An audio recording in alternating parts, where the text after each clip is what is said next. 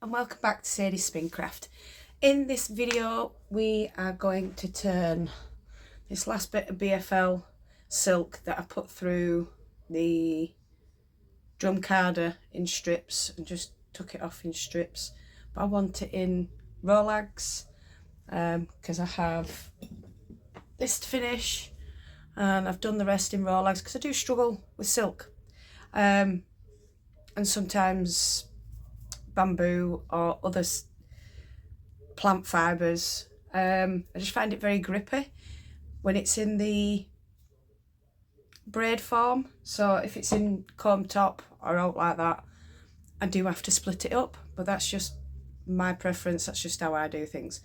So I will be putting it into rolags just to make it rolags just to make it a bit easier for me to spin and finish this bobbin, because I've started this well before Christmas and still haven't finished it, so I'm on way finishing a few things like these.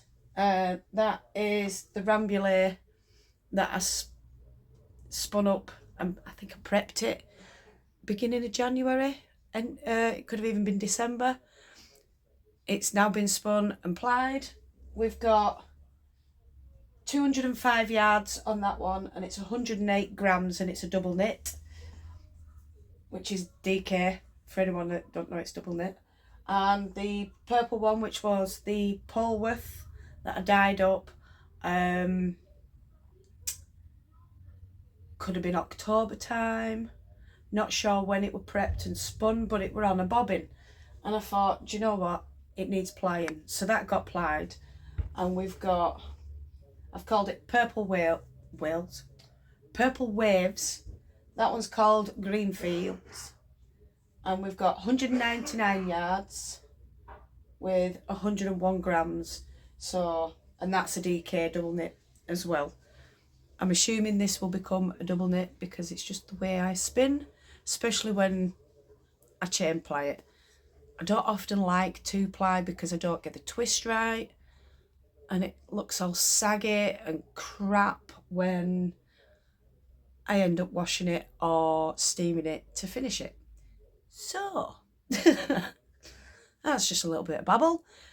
I'm going to get you all set up so you can watch the process of me making rolags with the BFL and Silk mini bats. That's all I can think of calling it, except for it's not quite a bat, it's more like a sliver.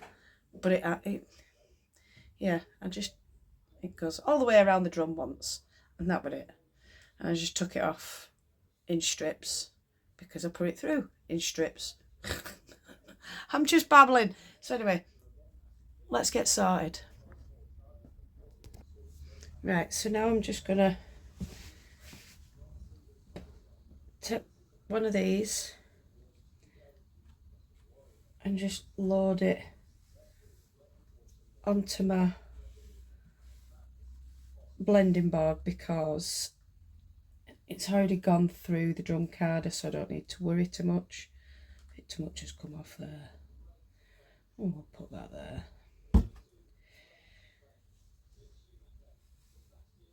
So yeah, it's not like I need to open it up. It will go on, and then I'll brush it in, and we'll take it off via the rolag.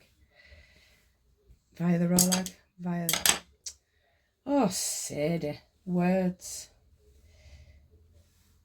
Dowling rods. Dowels.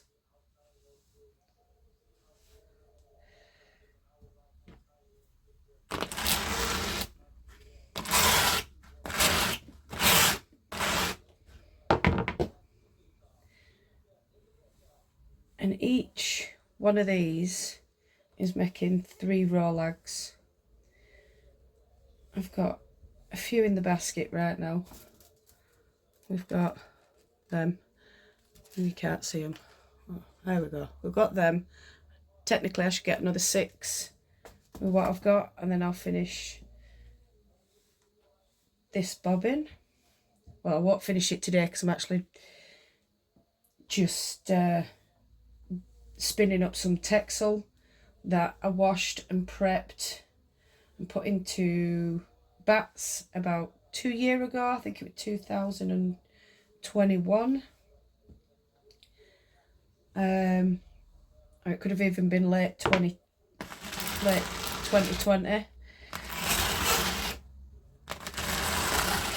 No, because that was COVID, wasn't it? So it would have been 21.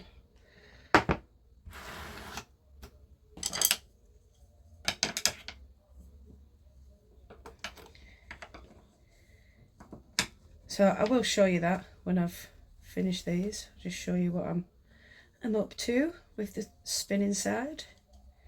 Because what I'm trying to do is keep on top each time I take off or finish a yarn. I am trying to steam it straight away, work out the yardage and the weight. So I'll weigh it and do the yardage before I steam it. And then once it's steamed, I've already got everything written down. I just need to add it to the pile, and then I've got less work to do when it does come to taking photos and finally getting things back up onto my Sadie Spincraft Facebook group. I'm actually just going to use the group, not the page, simply because I really don't know how to work the page. I get lost with it, and then I've uploaded stuff but it hasn't actually gone on to public. It's kept on private and I don't know how to get it out of private and stuff like that. So yeah, I'm just going to use the Facebook group, and I hope to have it all set up and sorted by the end of March latest. Right, so this is the last one. We're just going to get this on.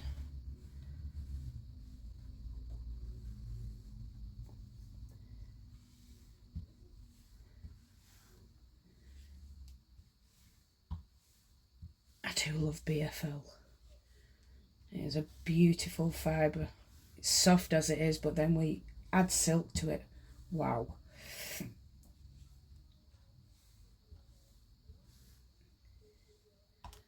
Feels like, what powder can I put it against? I'd say talcum powder. You know, that right fine,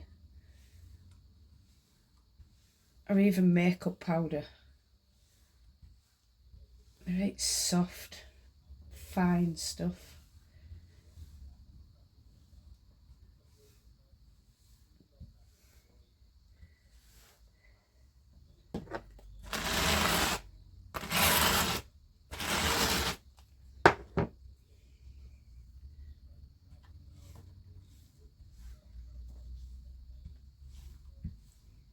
So yeah, this year I intend to use what I've got fleece wise and hopefully buy some new ones, either new fleeces. This is either this year or next year, but I want to get spun up what I already have washed and prepped.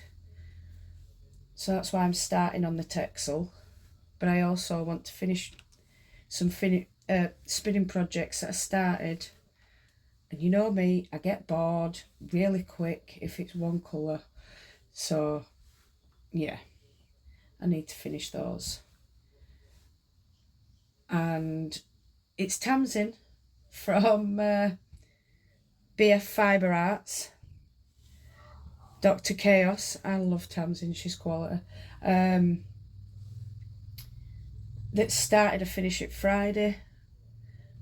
I obviously can't do a Finish It Friday because it's when I do my filming and I've been at work all week, so I'm doing it just finish it as and when I can. But I am going to start finishing projects,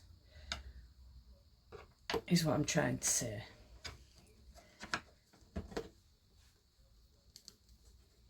So we draft, loosen so it don't get all tight, and then we roll it again and just slowly draft it off. Just pat down flyaway bits. Don't need to squeeze it, don't need to make it tight. And there's your perfect, nice and soft and fluffy, no hard bits in your rolag. Because I find if you do them too tight, you struggle to, one, draft it, and two, it just makes a really ropey yarn, I've found. But that could just be me. Other people may be able to figure it out and sort it out and make a beautiful yarn with a nice tight rolag. And did you know, I've just been looking back at photos, I've now been spinning for nearly 4 years. Or it is 4 years, sorry. Like, wow. Didn't feel like 2 minutes ago when I started.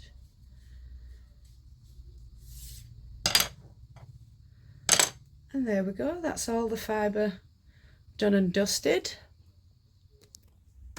So, I hope you enjoyed that. Thank you so much for joining me while I babble and play with fibre. That's what I'm going to do, show you the texel. So, we all know I had a huge bag of texel that I'd put into big bats. Well, I've started breaking it up and we're spinning it. So I did put a short up, you call them shorts, a tiny video. It's only 20 seconds of me spinning the texel. So you get a bit of bobbing work, a bit of drafting and a bit more bobbing work. So let me just get my wheel and we'll show you. So here's Lance and here is the texel. We'll just try and move that out of the way. Look at that, isn't it beautiful? And that was texel lamb fleece. Oh well, it was the first shear of the lambs. I don't know if they were proper lambs, but it's beautiful wool and it's absolutely really quite soft, which I was quite shocked at. And if you're doing rolags with it, don't do it on your blending board or off the drum carder, simply because I have found it still makes it too tight even when you loosen it, and that's because it's such a springy fibre that as you draft and let it all sort of like collects together. So yeah, I don't like it for rolags unless you're doing it straight off the hand cards. Then yes, do rolags because they're lovely and fluffy and they're not tight and because you yanked them and stuff, if that makes sense. Well, anyway, I'm going to shut up. I'm going to love you and leave you. I want all of you to do whatever you love doing. So no matter where you are in the world, whether it's morning, afternoon, evening or night time, I want you to do what you love doing. Love and hugs to all you fantastic people who take the time to sit and watch me and the way I babble. And just to let you know, this is meant to be pink and purple. Now this was a yarn that was dyed by a friend, but it was done with food colouring. I crocheted it into this jumper. Yes, it goes in the washer. It's supposedly merino with stellina.